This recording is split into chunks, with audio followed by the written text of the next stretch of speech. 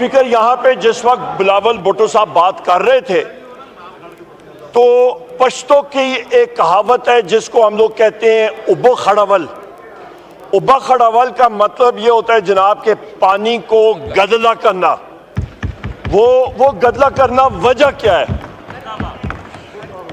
جب وہ بات کر رہے تھے جناب اسپیکر ان کا جو ٹون اور ٹینر اور طریقہ کار مجھے ماشاءاللہ جھلک آ رہی تھی کہ جس طرح انہوں نے پورے 2 دن پریکٹس کی ہے D G I S P R صاحب کے دفتر میں. جو بلاول بھٹو نے باتیں کی ہیں میرے محبوب قائد وزیر اعظم عمران خان صاحب کے حوالے سے I categorically reject, condemn in its entirety. ایک چیز جو انہوں نے بات کی ہے اس کو میں کنڈیم کرتا ہوں. میرا قائد نہ جھکنے والا ہے, وہ فخر کے ساتھ جیل میں بیٹھا ہے, وہ اپنے اصولوں پہ قائم ہے, وہ پاکستان کے لیے مسلم امہ کے لیے قائم ہے جناب والا, نہ کہ اپنی اس کرسی کے لیے وہ جا کے کسی D G I S P R کے ساتھ جا کے اس سے ٹیوشن لے. اب اس کہیے کہ قاضی فائز عیسیٰ صاحب نے انٹیلیجنس چیف کو بھیجا تھا کہ افغانستان کے مسائل حل کریں.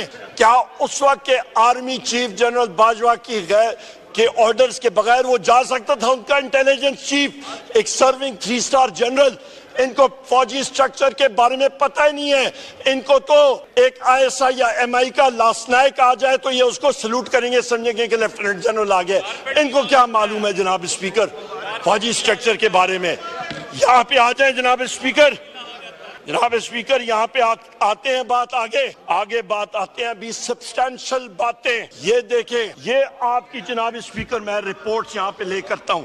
یہ رپورٹس یہ دیکھیں, یہ رپورٹس دیکھیں, یہ سب کی سب آڈیٹر جنرل آف پاکستان کی رپورٹس ہاؤس میں لی ہوئی تھیں. ان میں سے ایک کتاب یہ ہے, یہ آپ کی اکاؤنٹس آف ڈیفنس سروسز. ہم لوگ محب وطن لوگ ہیں. میں نے آئین پاکستان کا یہاں پہ حلف اٹھایا ہے کہ میں اس آئین پاکستان کو ڈیفینڈ کروں گا. جو چیز اچھی ہوگی اس کو اچھا کہوں گا. جہاں پہ جس چیز میں اصلاح کرنی ہے اس کو میں ہائی لائٹ کروں گا. یہاں پہ جناب اسپیکر میں ہاؤس میں پہلے بھی بات کر چکا ہوں, میں واضح طور پہ بات کر چکا ہوں کہ اس وقت آپ کا ایک ڈیفنس سروسز کا یہ کتاب آڈیٹر جنرل آف پاکستان نے شائع کی ہے. اس میں تقریباً آپ کے جناب والا اس میں 367 پیجز کی یہ کتاب ہے.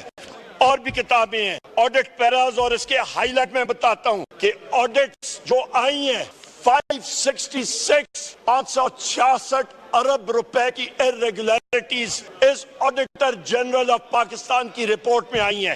یہ 1950, یہ صرف 1 سال کی میں بات کر رہا ہوں اور اگلے سال بھی ہیں. اس میں جناب والا منسٹری آف ڈیفنس کے تقریباً آپ کا جو چیزیں ہائی لائٹ کی گئی ہیں, naan recoveries, over and advance payments, procurement related irregularities, losses to the state, non production of records. اور یہ جناب اسپیکر یہ ڈیفنس کا سنگل لائن بجٹ ہوتا ہے. اس پہ آپ کے جو ادارے ہیں ministry of defence production services headquarters, strategic planning division, یہ سب کے سب ہیں. اور سب سے جو تشویشناک بات ہے جناب اسپیکر 1985 سے لے کے ابھی تک تقریباً 660 ڈائریکٹیو جو ہیں وہ نکلی ہیں, اور صرف کمپلائنس جو آپ کی بلکہ 1974 ڈائریکٹیوز نکلی ہیں آپ کی, اس پہ سے کمپلائنس صرف 33% کا ہے. تو ہاؤس کو یہ بتانا چاہتا ہوں آپ کے توسط سے کہ آڈیٹر جنرل آف پاکستان نے منسٹری آف ڈیفنس کی کمپلائنس کو فیل کر دیا ہے. 33% ابھی تک جناب اسپیکر.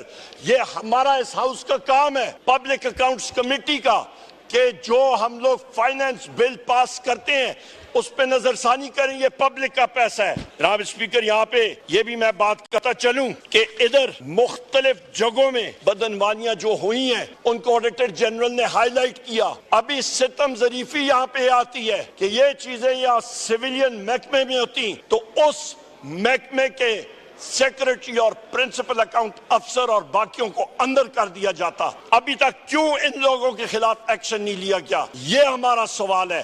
اور ہم لوگ سوال پوچھتے جائیں گے. یہاں پہ جناب اسپیکر میں یہ بھی کہتا چلوں کہ D G I S P R صاحب ہمیشہ کہتے ہوتے ہیں کہ ہماری انٹرنل کنٹرولز اور اکاؤنٹیبلٹی ہوتی ہے.